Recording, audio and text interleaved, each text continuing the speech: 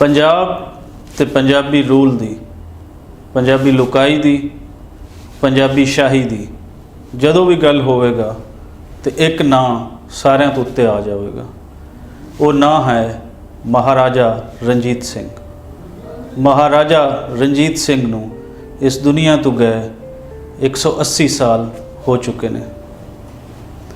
इन्हां 180 सालों दे विच और जो महाराजा दा टाइम पीरीयड सी, उनका जो रोल सी तकरीबन 40 साल का, वो दुनिया भर दे विच एक मिसाल के तौर पर हमेशा याद रखा जाएगा। रणजीत सिंह अनपढ़ शख्स सन लेकिन जाहिल नहीं सन। रणजीत सिंह नूं पता सी कि दुनिया ते रोल किवें हो सकता है और दुनिया किवें मनती है, ये उन्होंने मना के विखाया सी। रणजीत सिंह 1780 नूं किसी होर देश दे विच नहीं जम्मे सन।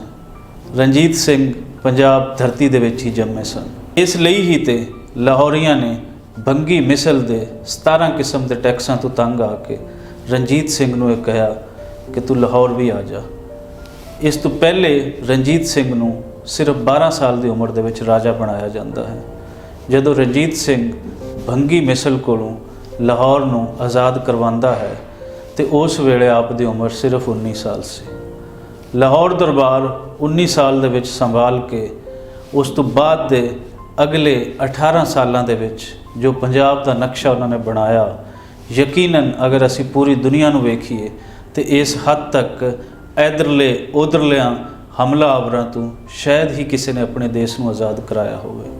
रणजीत सिंह दे बारे तुसी कई किस्म के प्रोपेगेंडे सुने होणगे, लेकिन हकीकत यह है कि वह इंतहाई मजहबी सी, उसका सिख घराने नाल तलक सी, लेकिन उनके नाल नाल एक सैकुलर शख्स भी सी। उसकी मिसाल इस तरह सानू मिलती है कि उन्हें सारिया लोगों सारी लुकाई नूं मजहबी आज़ादियाँ दित्तियां हुई सन। अज असी तुहाडी इस बारे गलबात भी करवावांगे मुख्तलिफ दानश्वर जिन्हां दी खास नज़र है रणजीत सिंह के टाइम पीरीयड ते। उहदे विच एक वड्डा नां फकीर सैफुद्दीन साहब दा है।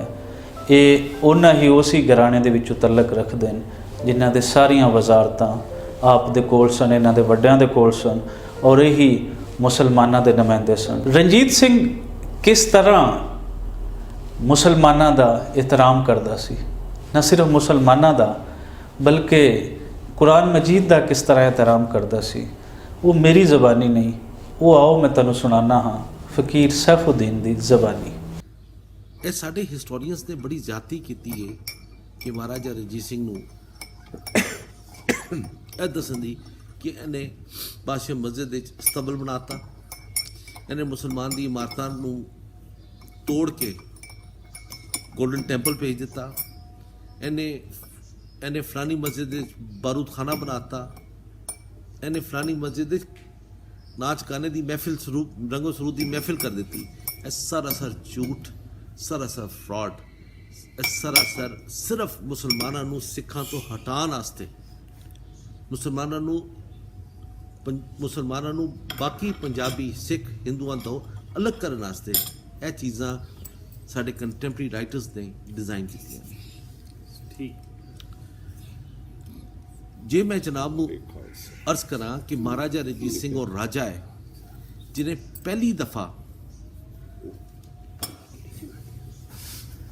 महाराजा रणजीत सिंह और राजा जी ने पहली दफ़ा मुसलमानों नूं डंडे दे जोर ते बादशाह मस्जिद विच नमाज पढ़ाई है। तो फिर ठीक है, ईद की नमाज, ईद उल ज़ुहा की नमाज, तो तुसीं मनोगे गल? बिल्कुल। जिहड़ा साडी हिस्टोरीयन ने खिलवाड़ कीता है उस तो बाद तो कोई नहीं मनेगा, लेकिन तुहाडे तो जो सुनिया इहनूं फिर मन्नांगे जी। कंप्लीट कर लो। महाराजा रणजीत सिंह ने पहली दफ़ा मुसलमानों नूं 1811 ਦੇ ਵਿੱਚ ਪਹਿਲੀ ਦਫਾ ਪਾਸ਼ਾ ਮਸਜਿਦ ਦੇ ਵਿੱਚ ਨਮਾਜ਼ ਪੜਵਾਈ ਤੇ ਡੰਡੇ ਦੇ ਜ਼ੋਰ ਤੇ ਮਸਜਿਦਾਂ ਤੇ ਤਾਲੇ ਪਾਏ ਗਏ ਨੇ ਤੇ ਸਾਰਿਆਂ ਨੂੰ ਕਿ ਚਲੋ ਇੱਥੇ ਆ ਕੇ ਨਮਾਜ਼ ਪੜੋ। ਤੇ ਫਿਰ ਮਹਾਰਾਜਾ ਨੇ ਉਹਨਾਂ ਵਿੱਚ ਮਿਠਾਈਆਂ ਤਕਸੀਮ ਕੀਤੀਆਂ ਨੇ, ਕੱਪੜੇ ਤਕਸੀਮ ਕੀਤੇ ਨੇ, ਖੁਸ਼ੀ ਮਨਾਈ ਗਈ ਹੈ ਤੇ ਮੁਸਲਮਾਨ ਹੱਕਾ ਬੱਕਾ ਰਹਿ ਗਏ। ਇਹਨੇ ਇਹ ਮਸਜਿਦ ਆਬਾਦ ਕੀਤੀ ਜੀ। तो फिर मेरे को रिकॉर्ड में मौजूद है कि लाहौर की एक फहरिस्त बनी है सिर्फ दारुल सल्तनत लाहौर दे विच कई 100 मस्जिदां ऐसियां ने, कई 100 मस्जिदां ऐसियां जिन्हों ਤੇ ਸਿਰਫ ਮਸਜਿਦ ਨਹੀਂ, ਮਸਜਿਦ ਦੇ ਇਮਾਮ ਦੇ ਮਕਾਨ ਨੂੰ ਗ੍ਰਾਂਟ ਵੱਖਰੀ ਹੈ, ਉਹਦੇ ਮੁਜਾਵਰ ਦੀ ਗ੍ਰਾਂਟ ਵੱਖਰੀ ਹੈ, ਮਜ਼ਾਰਾਤ, ਤਕੀਏ, ਪਵਿੱਤਰ ਸਥਾਨਾਂ, ਪਵਿੱਤਰ ਜਗ੍ਹਾ ਸਾਰਿਆਂ ਨੂੰ ਗ੍ਰਾਂਟਸ ਦਿੱਤੀਆਂ ਜਾਂਦੀਆਂ ਸੀ। ਉਹਨਾਂ ਮਕਾਨਾਤ ਕਿ ਇਹ ਨਾ ਹੋਵੇ ਕਿ ਮੌਲਵੀ ਮਸਜਿਦ ਦੀ ਗ੍ਰਾਂਟ ਖਾਵੇ, ਇਹ ਘਰ ਦਾ ਭੁੱਖਾ ਰਹਿ ਜਾਏ। ਮੌਲਵੀ ਦੀ ਗ੍ਰਾਂਟ ਵੱਖਰੀ ਹੈ, ਮਸਜਿਦ ਦੀ ਮੇਨਟੇਨੈਂਸ ਦੀ ਗ੍ਰਾਂਟ ਵੱਖਰੀ ਹੈ। ਇਹ ਚੀਜ਼ ਤੇ ਮੌਜੂਦ ਹੈ ਯਾਰ, ਰਿਕਾਰਡਡ ਹੈ। ਬਟ ਅਨਫੋਰਚੂਨੇਟਲੀ ਸਾਡੇ ਜਿਹੜੇ ਕੰਟੈਂਪਰੇਰੀ ਰਾਈਟਰਸ ਨੇ, ਜਿਹੜੇ ਅੱਜ ਕੱਲ੍ਹ ਸਿੱਖ ਹੈ ਤੇ ਜਾਂ ਪੰਜਾਬ ਤੇ ਗੱਲ ਕਰਦੇ ਨੇ ਜਾਂ ਸਿੱਖ, ਉਹ ਪ੍ਰਾਇਮਰੀ ਸੋਰਸ ਤੱਕ ਨਹੀਂ ਜਾਂਦੇ। It is very important to go to the primary source.